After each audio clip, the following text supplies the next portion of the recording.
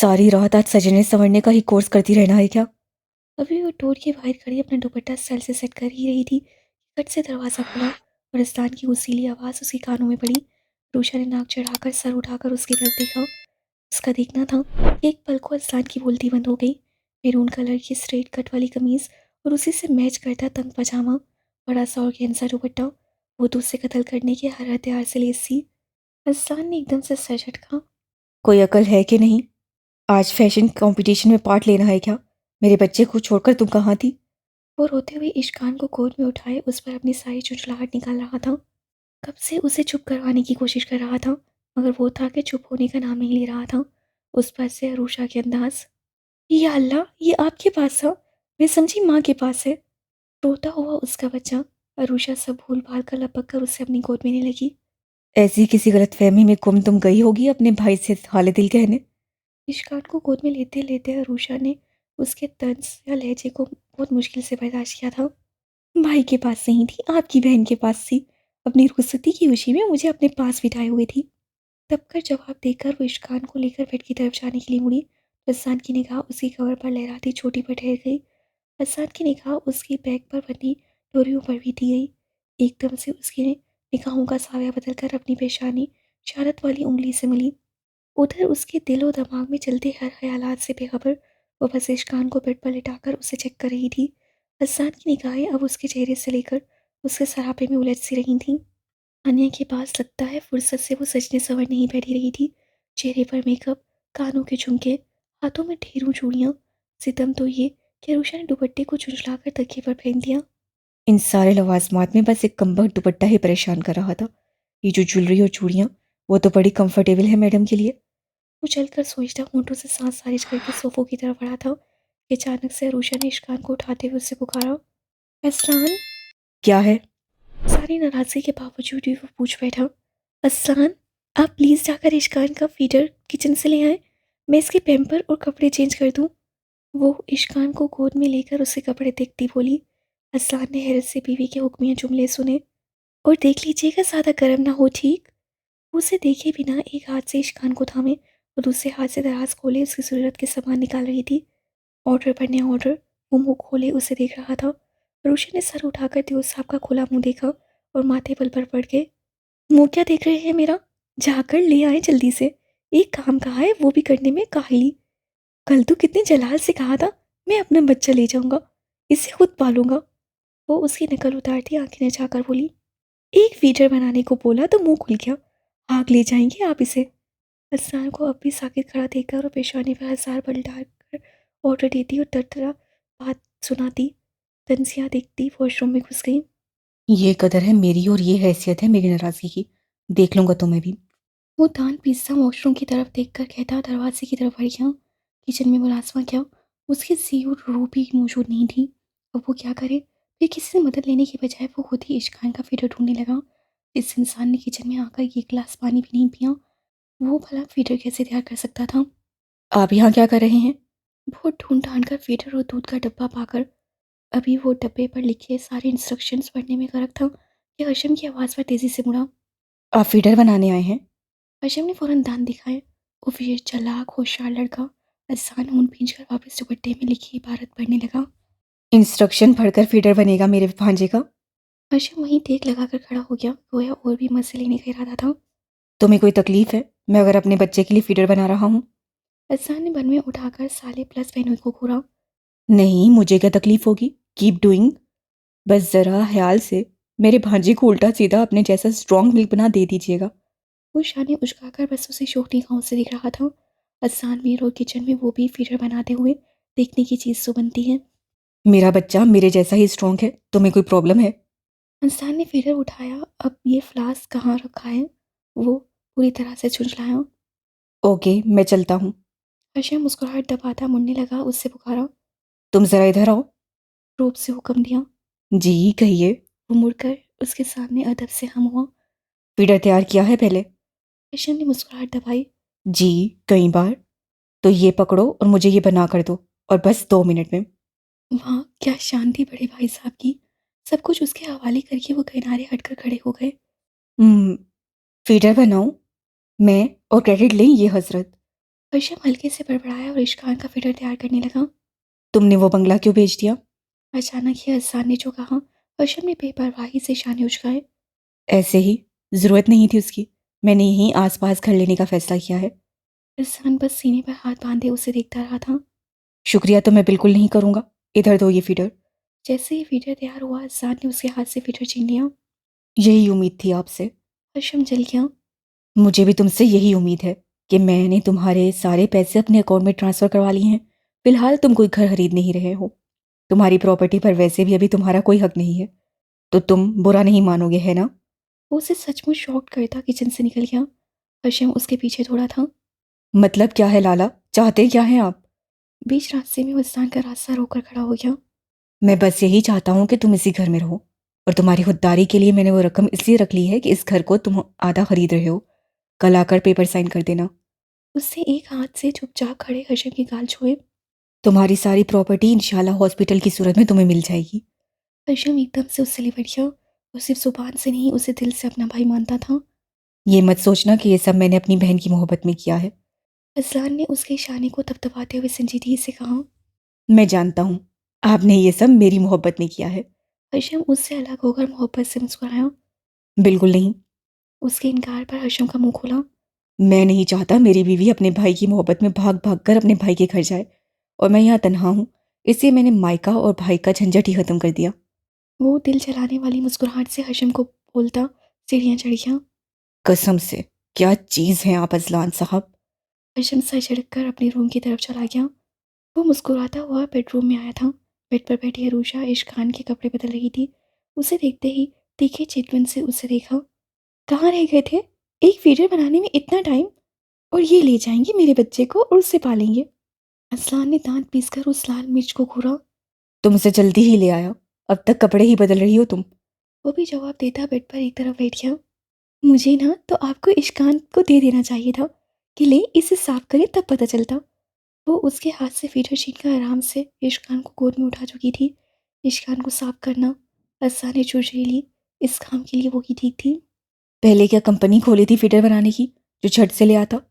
असा ने सफाई भी तो देनी थी, इसलिए उसके हफाफा चेहरे को देखते हुए तंसिया कहा। हाँ, तो भागने की बजाय यहीं रहकर पहले से सीख लिया होता तो इतनी मुश्किल नहीं होती। मुंह बनाकर उसे सरापा जलाती गोद में लिए इश्कान को एहतियात से मुंह में फिर दिया। हसान और कोई बहस किए बिना बेड की दूसरी तरफ आ गया। बैकग्राउंड से टेक लगाकर नींद दराज होते हुए वो अपना मोबाइल उठा चुका था। रूशा ने जरा सी गर्दन मोड़कर चुपके से कुछ दूरी के फासले पर बैठे असलान को देखा। वो इस वक्त उन दोनों को नजरअंदाज करते हुए मोबाइल में खोया हुआ था। अरूषा की निगाहें बार बार उस पर ठहर जाती। 3 महीनों की जुदाई ने उनके दरमियान कितने फासले ला दिए थे, वरना ऐसा तो नहीं था वो ऐसी सच सवर कर असलान के सामने रहे और उस पर ध्यान भी ना दे। उसके बेरूही दिखाने पर अरूषा की हसास तबीयत पर फिर से करारा वार लगा और बहुत जबर करके अपने आंसुओं को रोक रही थी। इश्कान फीडर पीते पीते ही ऊँगने लगा तो उसके मुंह से फीडर निकालकर वो उसे कंधे से लगाकर हल्की हल्की उसकी पूंछ सहलाने लगी। कुछ ही देर में वो बेखबर सो गया। अरूषा उसे अपने और स्नान के दरमियान लटाकर उठ खड़ी हुई। उठते ही उसे एहसास हुआ कि कितनी देर से बिना दुपट्टे के है। उससे फौरन दुपट्टे की तलाश में निगाह बेड पर दौड़ाई। दुपट्टा उसके तकिए के नीचे आधा दबा हुआ था। वो आराम से उसे अपनी कमर के नीचे दबाए बैठा था। अभी तक जो जुबान चल रही थी वो इश्कान की माँ की जुबान थी, मगर अब उससे कैसे कहे? अब वो उस वक्त असलान मीर की बीवी थी और असलान मीर उससे नाराज था, और नाराजगी भी ऐसी जो अरुषा को कर्ब में मुब्तला कर चुकी थी और वो खुद उससे नाराज हो चुकी थी। असलान, मेरा दुपट्टा। वो उससे कुछ दूरी पर आकर खड़ी हो गई। मैंने नहीं लिया है, बेनियाजी से मोबाइल देखते हुए जवाब दिया। आपके तकिए के नीचे है, वो दांत पीसती तहम्मुल से बोली। उठा लो। अब भी सारा ध्यान मोबाइल ही की तरफ था। आप हट जाए ना, वो झुंझुलाकर उसे देख रही थी। क्यों, ऐसे लेने में क्या प्रॉब्लम है? इस बार बन में उठाकर उसे देखा। और तुम्हें दुपट्टे की क्या जरूरत हो गई? अभी तक तो आराम से घूम रही थी। मुझसे पर्दा करने का ड्रामा मत करो। सर से पैर तक उसे देखकर वो फिर से मोबाइल में टाइप करने लगा। मैं ड्रामे नहीं करती आपकी तरह, मेरा दुपट्टा दे। वो सर से पैर तक चल गई। नाक फुलाकर उसे देखा। मना तो नहीं किया, आकर ले लो। उसने जैसे चैलेंज किया। अरूषा ने चलकर उसकी शक्ल देखी, फिर वो गुस्से से उसकी तरफ आई। उससे कंधे को थाम कर काफी जोर आजमाई के बाद उससे अपना दुपट्टा उसी कमर के नीचे से निकाला था। अल्लाह, इंसान है या पत्थर? मेरा सांस फूल गया। उस जोर आजमाई से हकीकत में सांस फूल रही थी उसकी। मेहनत से बनाए बाल फिर चेहरे पर बिखर गए थे। नाजुक लोग क्या जाने मेहनत क्या होती है। यहाँ सब बिना मेहनत के हासिल हो गया तो ना चीज़ों की कदर ही है, ना इंसानों की। हसन उसकी शक्ल पर पछता पारा देखकर उसे और भी जलाता तकिया सीधा करके लेट गया। बिना मेहनत के मिल गया? लगता है आपकी याददाश्त गुम हो गई है। जाकर इलाज करवा लें अपना। तब कर मशवरे से नवाज कर वो पैर चटक कर ड्रेसिंग रूम में घुस गई। अल्लाह रे अल्लाह, ये जुबान की तेजी। हसन सर हिलाकर कहता करवट बदल कर वो सोए हुए इश्कान के नरम नरम बालों में हाथ फेरने लगा। सोए हुए इश्कान पर उसे बेतहाशा प्यार आ रहा था। वो झुक झुक कर उसे गाल, कभी उसकी पेशानी तो कभी उसके छोटे छोटे हाथों को चूम रहा था। कुछ ही देर में उसकी वापसी हो गई। अरुषा बालों को जूड़े की शक्ल में लपेट कर बेड की तरफ आई। असलान उसे नजरअंदाज करता अभी इश्कान पर अपना प्यार लुटा रहा था। उठ गया तो आप ही सुलाइएगा इसे। उसकी हवा हवा आवाज़ पर असान गहरी सांस लेकर सीधा हो गया। जैसे ही उसकी निगाह अरूषा पर पड़ी तो उससे बेहासा निगाहें चुराई थी। वो नाइटी में दुपट्टे से बेनियाज अपनी तरफ का तकिया दुरुस्त कर रही थी। इश्कान को कोर्ट में लिटाओ जाकर। अरूषा ने बेड पर बैठते हुए गर्दन मोड़ी और बड़े सखाक से उसे देख रहा था।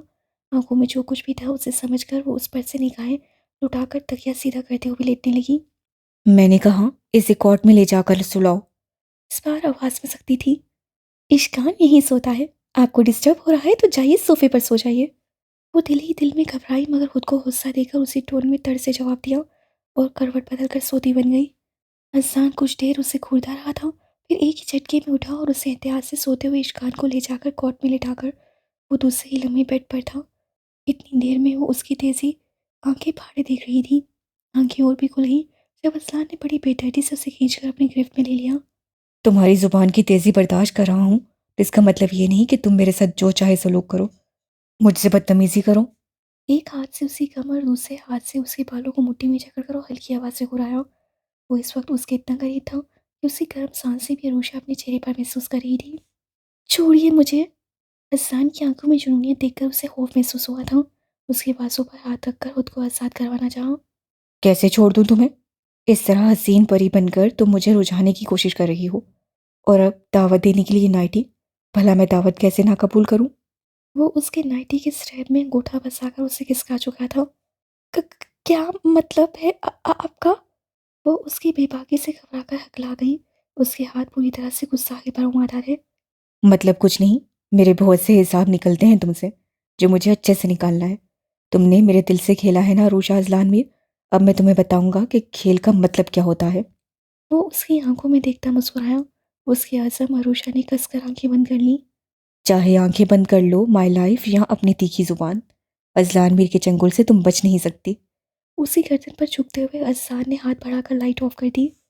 तो तुमने क्या सोचा है अजलान? माँ जी ने पास बैठे अजलान से प्यार से पूछा। अभी वो कुछ देर पहले ही ऑफिस से आया था। आते ही बेडरूम में जाने से पहले वो उनके पास ही बैठ गया। किस बारे में? आंखें बंद करके सोफे की बैग पर सर रखकर उसने आंखें बंद कर ली। ओहो, मेहमानों की लिस्ट बनाने के बारे में। माँ जी ने उसका बाजू झुंझला कर हिलाया। अम्मा ये आपका डिपार्टमेंट है, आप ही जाने। जरा सी आंखें खोलकर उनको देखकर वो सादगी से बोला, लिस्ट तो मैं बना दूंगी मगर मैं चाहती हूँ खाने की रुखसती हम हवेली से करें, अपने गांव जाकर। माँ जी खुशी खुशी उसे अपना प्रोग्राम बता रही थी। जैसा आप कहें। उससे फिर से आंखें मूंद ली। क्या बात है असलान, तुम इतने चुप चुप से क्यों हो? थक गए हो? तबीयत ठीक है ना? उन्होंने इस बार उसकी पेशानी पर हाथ रखा। उन्होंने उसकी पेशानी पर हाथ रखा। जब से वो वापस आया था उस पर काम का बोझ बहुत बढ़ गया था। रातों को भी अक्सर लेटा था। जी तबीयत ठीक है, और मैं बहुत बोलता पहले भी कभी नहीं था। वो हल्के से मुस्कुराकर सीधा होकर बैठ गया। इतने संजीदा भी नहीं थे। वो उसके चेहरे पर छाई संजीदगी को गौर से देख रही थी। ऐसी कोई बात नहीं माँ, बस अब ऑफिस संभालने में लग गया हूँ ना, इसी की थकन है। हशम के हॉस्पिटल की भी सारी तैयारी देखनी पड़ रही है, बस उसी की थकन हो जाती है।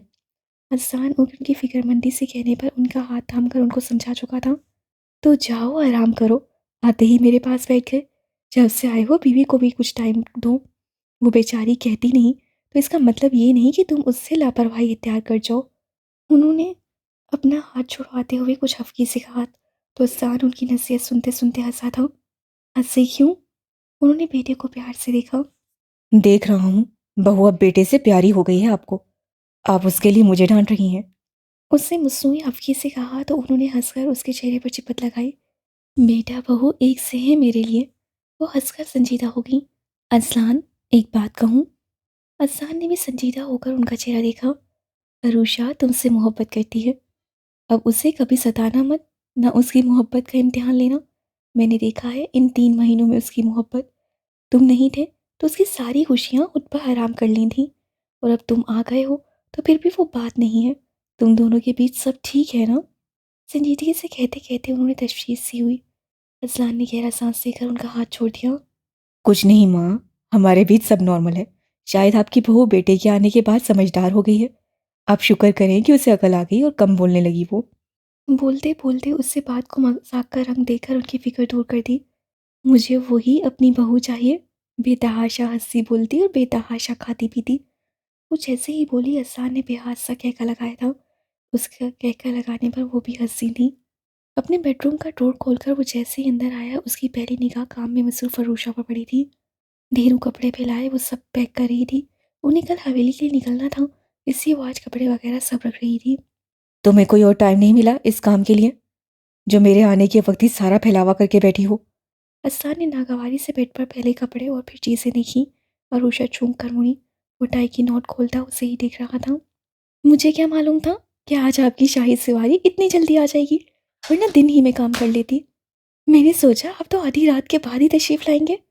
वो जरा देर के लिए ठहरी थी, फिर उसी मसरूफे से तन से तीर मारती कपड़े तय करके रखने लगी। तो तुम कौन सा मेरा इंतजार में रहती हो, जो मैं जल्दी आने की कोशिश करूं? वो भी उसी अंदाज में तंज करता अब अपना कोट उतार रहा था। निगाहें उसके गुस्से से और भी गुलाबी होते चेहरे पर थी। हाँ, क्यों करूं आपका इंतजार? जहाँ जाएं जब तक घूमें, आप तो अपनी मर्जी के मालिक। चटक कर जवाब दिया और हाथों में और भी तेजी आ गई, जिसके नतीजे में जो कपड़े सलीके से रखे जा रहे थे वो ठूंसे जा रहे थे अब। यस ऑफ कोर्स, मैं अपनी मर्जी का मालिक हूँ, इसमें कोई शक? अरूषा ने नाक चढ़ाकर उसकी तनी गर्दन देखी। दिल कहा आज जरूर उसके मगरूर नाक तोड़ते, जिस पर उसे हमेशा प्यार आता था। मगर नाक के बदले में अपनी नाक की कुर्बानी नहीं देनी, इसलिए इस बार चुप ही रही। अलबत्ता अब कपड़ों की ही शामत आ गई। इश्कान कहाँ है? हर वक्त जब भी देखो तुम उसकी जिम्मेदारी से फ्री ही नजर आती हो। वो खामोश रही, ये भी बर्दाश्त नहीं था उसे। जानता था इश्कान कहाँ है, मगर फिर भी पूछ लिया, वो भी तंज के साथ। हशम और हनी शॉपिंग पर गए हैं, उसे भी साथ ले गए हैं। वो अब लड़ने की मूड में नहीं थी, इसी तहम्मुल से जवाब देकर और भी जल्दी जल्दी बाकी चीज़ें रखने लगी। असलान बेड पर एक तरफ बैठकर झुककर जूते उतारते हुए उसे देखे जा रहा था। जब से उसे मासी से मिलाया था, मचाल है जो अब अरूषा बीवी का हुलिया खराब हो सके। हर वक्त नई नवेली दुल्हन की तरह सजी वो असान के लिए हर रोज़ एक नया इम्तिहान बन जाती थी। अब भी पिंक ड्रेस में, वो भी उसी रंग में डूबी लग रही थी। उसकी हर हरकत से उसके हाथों में सजी चूड़ियाँ भी बड़ा मुदहर सा शोर मचा रही थीं। असान की निगाह उसके हाथों में पहने उस ब्रेसलेट पर गई, जो उससे बड़ी चाहत से उसे पहनाया था। उसके होंठों पर बड़ी खूबसूरत सी मुस्कुराहट आई। अरूषा कितनी देर से उसकी निगाहों के इत्तेकास को महसूस करते हुए अब नर्वस होने लगी थी। एक तो उसकी निगाह थी कि दिल में उतर जाती थी। अब भी उसका दिल मचल कर कहने लगा कि वो उसके पास चली जाए और उसे एक बार मनाने की कोशिश तो कर ले, मगर हर बार की तरह अपने दिल को झड़क कर उसे समझा लिया।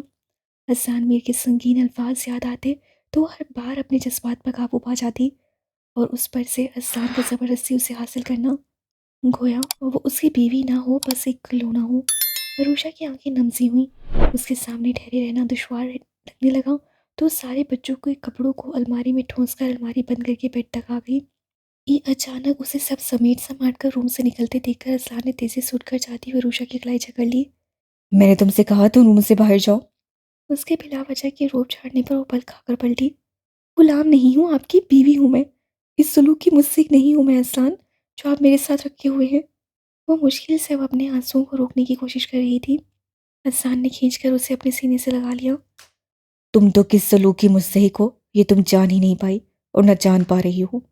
उसे अपने सीने में जकड़कर हसन ने झुककर उसके कान में सरगोशी की, फिर अपने लब रखकर उसके होंठ फिसले थे। वो तड़प कर उससे दूर होने लगी, मगर उसकी गिरफ्त और भी सख्त हो गई। अरूषा अजलान मीर, मेरी गिरफ्त से, मेरी ज़िंदगी से तुम कभी भी नहीं निकल कर जा सकती। मैं जब चाहूँ, जैसे चाहूँ तुम्हें चाहूँगा। वो उसकी गर्दन पर झुका, अपनी सही करता उसे बेबस कर चुका था। उसके लाख एहतजाज के बावजूद भी वो अपनी मनमानी करने लगा था। अरुषा भी ना चाहते हुए उसकी मनमानियों पर उसकी चाहतों में खोती चली गई थी। ये हम कहाँ जा रहे हैं? ये तो गांव जाने का रास्ता नहीं है। कार को अनजान रास्ते पर मुड़ते देखकर उससे फौरन गर्दन मोड़कर ड्राइव करते असान से बेचैन होकर पूछा। फिलहाल हम कुछ घंटों के लिए कहीं और जा रहे हैं। असान ने जरा सी गर्दन मोड़कर बताया और गाड़ी की स्पीड बढ़ा दी। क्या मतलब कि कहीं और जा रहे हैं? इसीलिए आपने जल्दी जल्दी निकलने का बोलकर मुझे सोने भी नहीं दिया। और ये बीच रास्ते में कौन सा प्रोग्राम बन गया? मुझे नहीं जाना आपके साथ। मुझे हवेली पहुंचा दें, फिर जहाँ दिल करे वहीं जाइए, जो आपका काम है। हसन सुकून से कार ड्राइव करते हुए उसकी लगातार चलती जुबान से झड़ते फूलों को मुस्कुरा मुस्कुरा कर वसूल कर रहा था। माँ जी बोलती हैं उनकी बहू कम बोलने लगी है, कभी आकर बेडरूम में देख लें, या वो उन्हें भी साथ ले लेता। वो देख लेती उनकी बहू बोलने के साथ तंस्वी हो करने लगी थी। उससे डरना तो एक बच्चे की माँ बनते ही छोड़ चुकी थी। 2-4 हो गए तो वो उसका कत्ल ही कर देगी। हसन ने सोचकर चुटकी ली। सुन नहीं रहे हैं आप? बस हीरो बनकर खामोश बैठे हैं। वो उसकी तैयारी पर भी दबी हुई थी। ग्रे पैंट पर लाइट पीच शर्ट, काले बालों का अच्छा सा हेयर स्टाइल, हाथों में घड़ी और आंखों पर लगा ब्लैक ग्लासेस। अरुषा का दिल उसकी तरफ भागा जा रहा था। वो लाख जतन के बावजूद भी हर बार उसे देखने से खुद को रोक नहीं पा रही थी। चुप नहीं रहूं तो क्या हीरो वाले रोमांस भी करूं? ब्लैक ग्लासेस के पीछे छुपी आंखें उसे बनते बिगड़ते मुंह को देखकर बस मुस्कुरा रही थी। आपसे और क्या उम्मीद है? अपना मतलब तो पूरा कर ही रहे हैं। रोशा ने तन से उसे सर से पैर तक घूरा। सच बताओ, क्या बस मैं ऐसा चाहता हूँ? मेरे करीब आकर तुम खुद सब कुछ भूल नहीं जाती हो? वो एकदम से जरा सा उसकी तरफ झुककर सरगोशी नुमा आवाज में बेबाकी से बोला। अल्लाह तौबा! अरुषा कानों तक सुर्ख हो गई। उसके बाजू पर हाथ रखकर धक्का दिया तो सर मुस्कुराहट छुपाता सीधा होकर बैठ गया। वो सारा ध्यान ड्राइव पर लगाना चाहा। कितने बेशर्म हो गए हैं आप असान।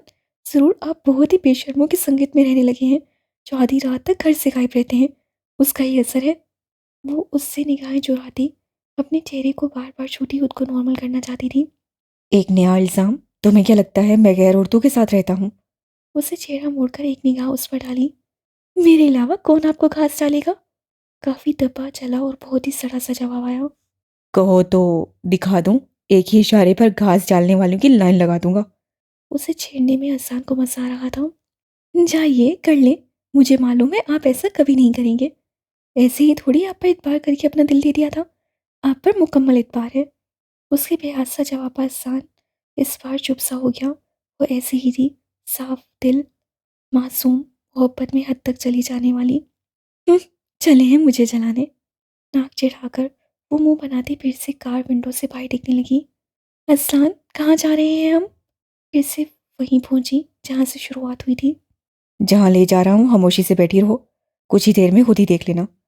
अब वो संजीदा था, ना कोई तंज ना कोई प्यार। ठीक है, माँ जी कुछ बोली ना तो आपको ही आगे कर दूंगी। आज ही मायूं रखा हुआ है और मैं ही नहीं रहूंगी। हाय अल्लाह, यानी मेरे भाई का मायूं, मेरी बस्ती का मायूं, और मैं गायब हो जाऊं।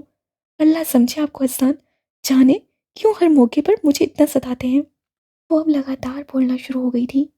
उसकी तरफ से उसे अपने कान बंद करके वो अपनी मंजिल पर गामजन था।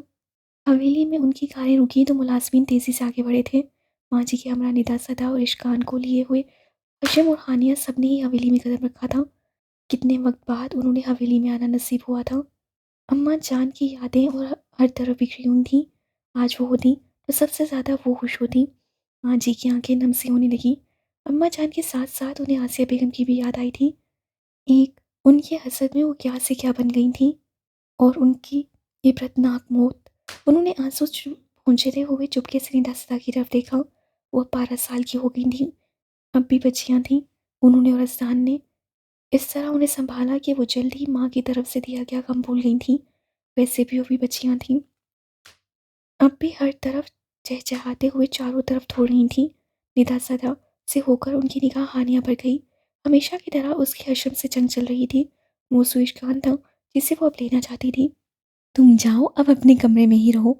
शाम में मायूं है तुम्हारा, अब शादी के बाद लड़ लेना हशम से। उन्होंने अचानक ही हानिया को हुक्म दिया तो उसका मुंह बन गया। ये मुझे इश्कान को दे दे तो मैं इसकी बांदर जैसी शक्ल भी नहीं देखूं। वो अभी उससे अच्छे से नाराज थी। आईने में अपनी देख लेना, बंदरिया से कम नहीं। नहीं, बल्कि बंदरिया के साथ छोटी सी हथनी भी। हशम कौन सा कम था, बदला चुकाकर इश्कान को लेकर अपने कमरे की तरफ भाग गया। वो उसके पीछे भागती कि माँ जी ने उससे बाजू को जकड़ लिया। खबरदार जो उसके रूम में गई, गजब होता का 2 दिन बाद रुखसती है और दोनों को लड़ने से फुर्सत नहीं। जाओ अपने रूम में। उनकी एक डांट पर वो तेजी से अपने रूम की तरफ दौड़ गई थी। जब तक असलान अरूषा को लेकर नहीं आता तब तक मैं कोई और काम कर लेती हूँ। असलान आ जाएगा तो सब संभाल ही लेगा। वो सुकून से बोलकर पहले किचन की तरफ मुड़ी ताकि पहले वहाँ के निज़ाम देख लें। मेहमानों भी शाम तक पहुँच ही जाने थे। ये आप मुझे कहाँ ले आए? कार बड़ी सी पार्किंग में रुकी तो अरूषा ने हैरत से शानदार सी बिल्डिंग को देखा। वो उसे मॉल लेकर आया था। तुम्हें शॉपिंग नहीं करनी? हसन ने कार बंद करते हुए मुड़कर उसके हैरान हैरान शक्ल देखी। मेरी शॉपिंग हो चुकी है। मैं माँ और हानू के साथ सब ले चुकी। बड़े रूठे हुए अंदाज से मुंह बनाकर कहा गया। इससे मुझे मतलब नहीं। मैं चाहता हूँ मेरी बीवी अपने भाई की शादी में अपने शोहर की पसंद के ड्रेसेस पहने। हसन स्टीयरिंग पर हाथ रखता आधा उसकी तरफ घुमा हुआ था। बड़ी जल्दी ख्याल आ गया। उसकी आंखों में अब भी शिकवा था। तुम मेरी ज़रूरत पूरी करती हो तो मेरा भी अभी तो कुछ फ़र्ज़ है। उसके अल्फाज उन आंखों में क्या था वो ब्लैक ग्लासेस की वजह से नहीं देख पाई, मगर रूशा के दिल में छुपा हुआ खुशी का एहसास भग से उड़ गया।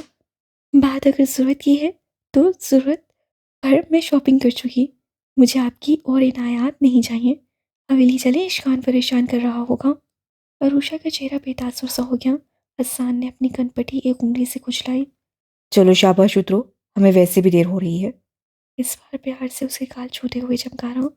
कहा ना नहीं जाना। पूरी चाहरियत से उसका हाथ को झटका था। रसलान के असाब तन गए। मेरी नरमी का गलत फ़ायदा मत उठाओ। ये मत भूलो तुम्हारा इनकार कभी नहीं चला, इसलिए खामोशी से उतर जाओ।